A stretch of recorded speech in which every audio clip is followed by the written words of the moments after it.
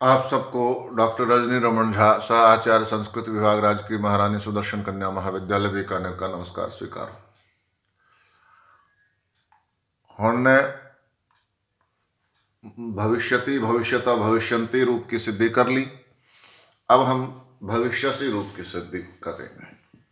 भविष्यसी कौन सा रूप बनता है? भू धातु के लिट लकार परस्मय पद मध्यम पुरुष एक वचन में। भू धातु है, लिट लकार है, भविष्यति भविष्यता भविष्य और परस्मय पद है और मध्यम पुरुष का एक वचन।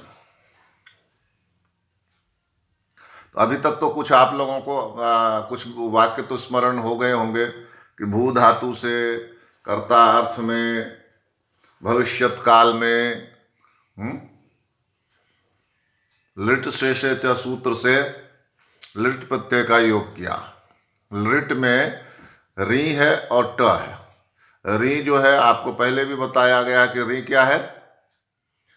अच है, स्वर है, और उसके ऊपर चंद्र बिंदु है, अनुनासिक है, तो उपदेशज अनुनासिक इत से उसकी इत संज्ञा हो जाएगी। ट अंत में है और हल भी है यानी व्यंजन है, तो हलंत्यम सूत्र से उसकी इत संज्ञा हो जाएगी और तस्य लोपा से उनका लोप हो जाएगा।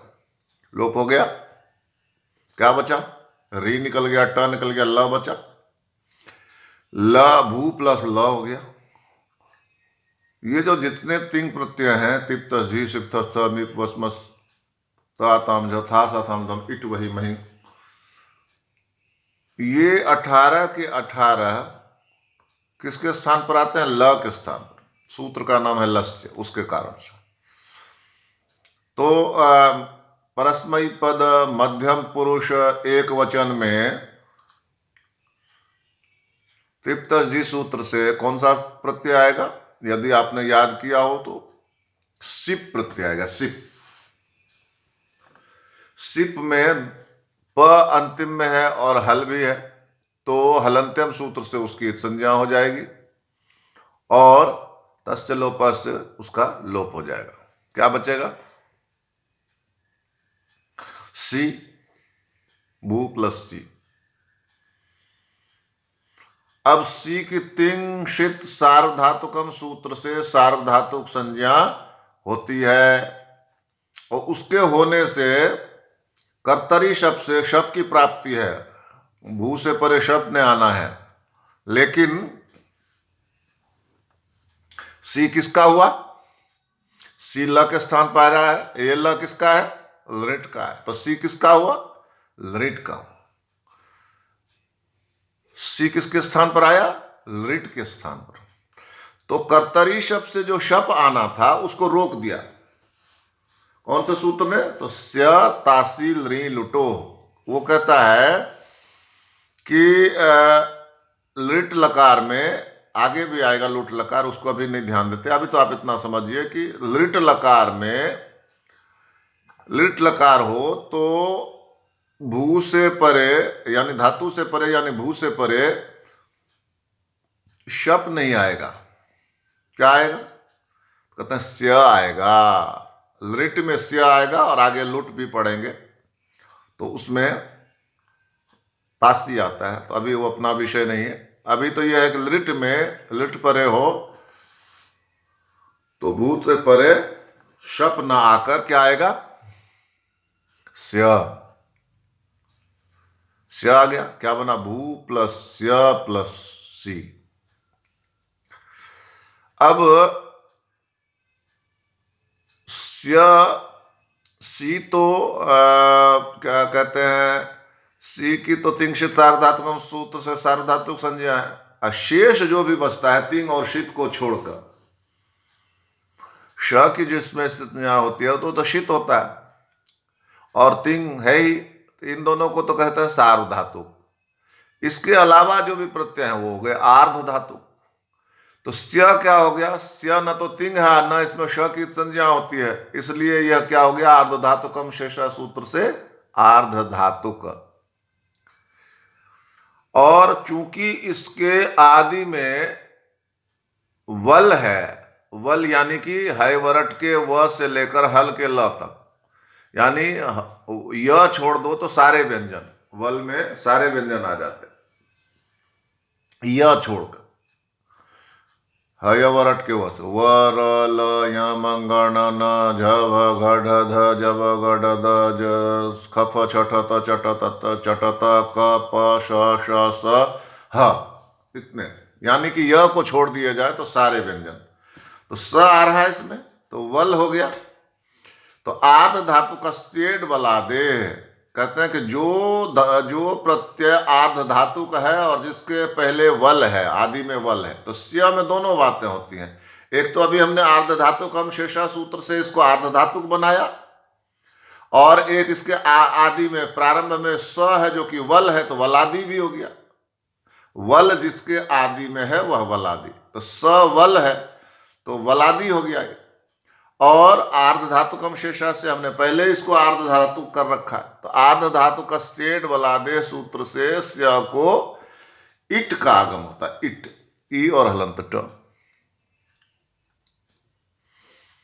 ठीक है। तो ट की हलंत्यम सूत्र से संज्ञा हो गई और तस् लोप सूत्र से उसका लोप हो गया। क्या बचा? ई बचा।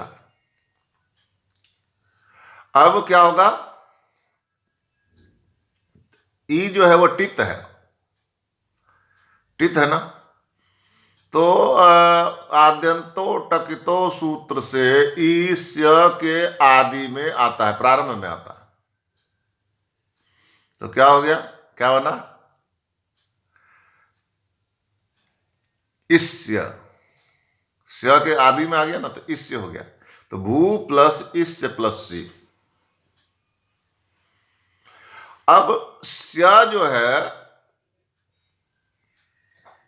वह आर्ध धातुक है, और ई आके इसमें जुड़ा है, तो इससे भी आर्ध धातुक है। मूल जो प्रत्यय है वह उसका जो स्वरूप होता है वही उसमें आने वाला भी ग्रहण कर लेता है।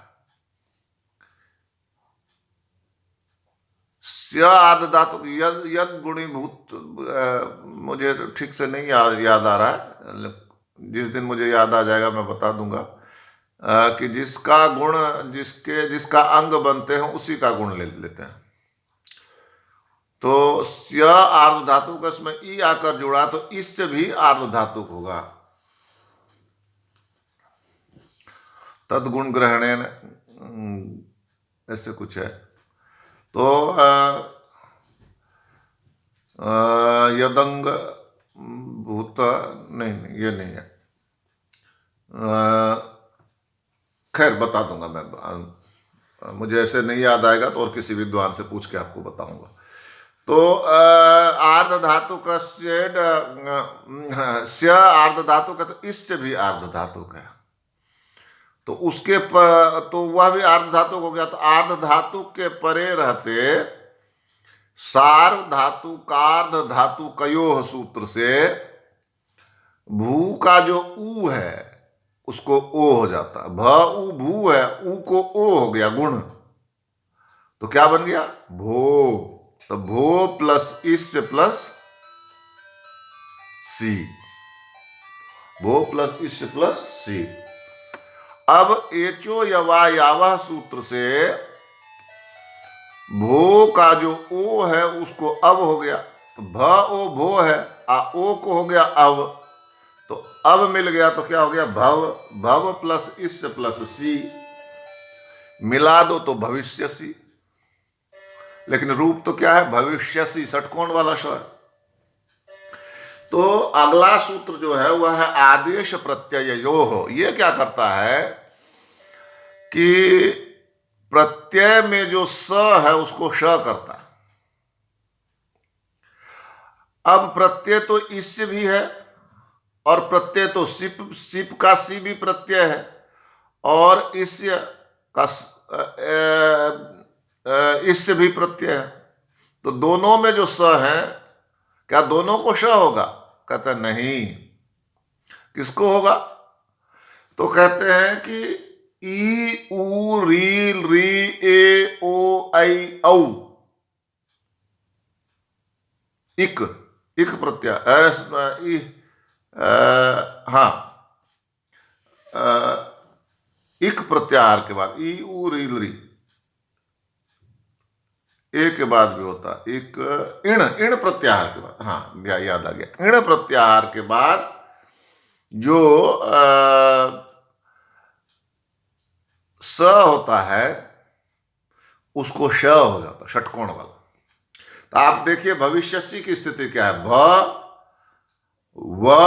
व के बाद ई है, भवि ई है ना, उसके आगे स है भविष्य, तो ई के आगे स हो गया। लेकिन जो भविष्यसी वाला अंतिम सी है वह किसके बाद है, वह है अ के बाद, य के बाद जो अ है, ये मैंने आपको इसमें लिख के बताया है कि देख, चलिए अपने भविष्यसी को पूरी तरह अलग करते हैं। भ अ व ई स य अ स ई, यही हुआ ना भविष्यसी।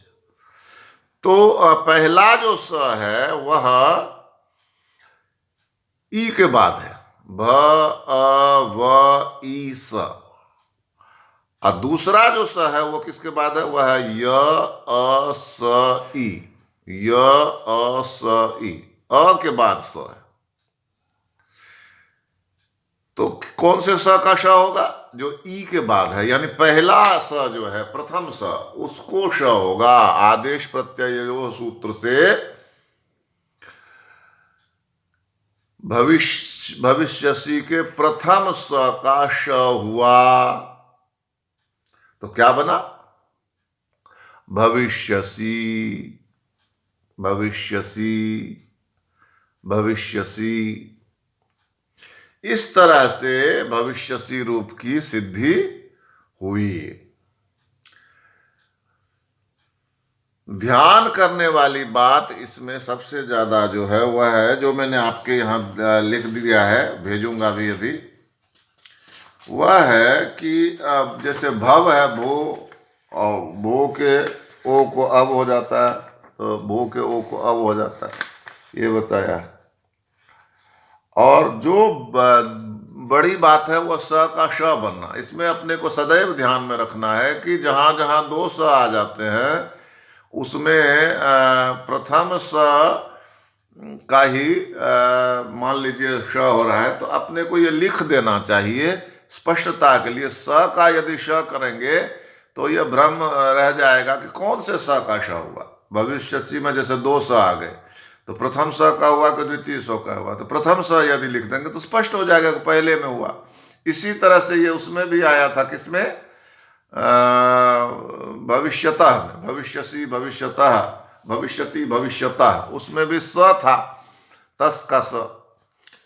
तो कौन सा होना था, तो पहले स का ही होना है, इसलिए भविष्य, और दूसरे स का तो पदांत स होने के कारण विसर्ग हो गया था, तो इसलिए भविष्यता बना था। यहाँ भी वही स्थिति है, यहाँ पहला जो स है उसी को श होगा। कौन सा सूत्र है, आदेश प्रत्ययो, आदेश प्रत्ययो, आदेश प्रत्ययो। ये क्या कहता है कि आदेश में जो प्रत्यय होते हैं वह यदि इण के परे हो तो उसमें जो स है तो उसका श हो जाए। तो ई उ री री ए ओ ऐ औ ह य व र ल, यहाँ तक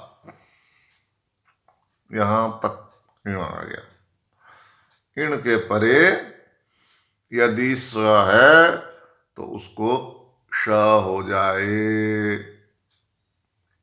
यहाँ क्या हो गया, भविष्यसी, उसमें ई के परे स है, उसको गुण हो गया, उसको श हो गया, तो क्या बना, भविष्यसी। इस तरह से हमने भविष्यसी रूप की सिद्धि की। तो अभी तक हमने भविष्यति, भविष्यतः, भविष्यन्ति, भविष्यसी 4 रूप सिद्ध किए। यदि आप लोग थोड़ी सी मेहनत करें, थोड़े से समझने की कोशिश करें, तो भविष्यतः रूप जो है, इसके बाद अगला रूप, वो सिद्ध कर सकती हैं। यदि आपने भविष्यतः को समझ लिया तो भविष्यतः क्या है, प्रथम पुरुष का द्विवचन, और भविष्यतः क्या है, मध्यम पुरुष का द्विवचन। तो प्रथम पुरुष का द्विवचन और मध्यम पुरुष का द्विवचन दोनों एक जैसे ही हैं। एक में तस है और एक में थस है, बाकी सिद्धि वैसे ही है। तो लिखते समय खाली ये ध्यान में रखना पड़ेगा कि परस्मय पद प्रथम पुरुष द्विवचन, यहां पर लिखना पड़ेगा परस्मय पद मध्यम पुरुष द्विवचन। तो इस तरह से आप देखेंगे कि भविष्यता रूप की भी सिद्धि हो जाएगी, परंतु मैं फिर भी आप लोगों को बनाकर उसको समझाऊंगा। तो आज इतना ही, धन्यवाद।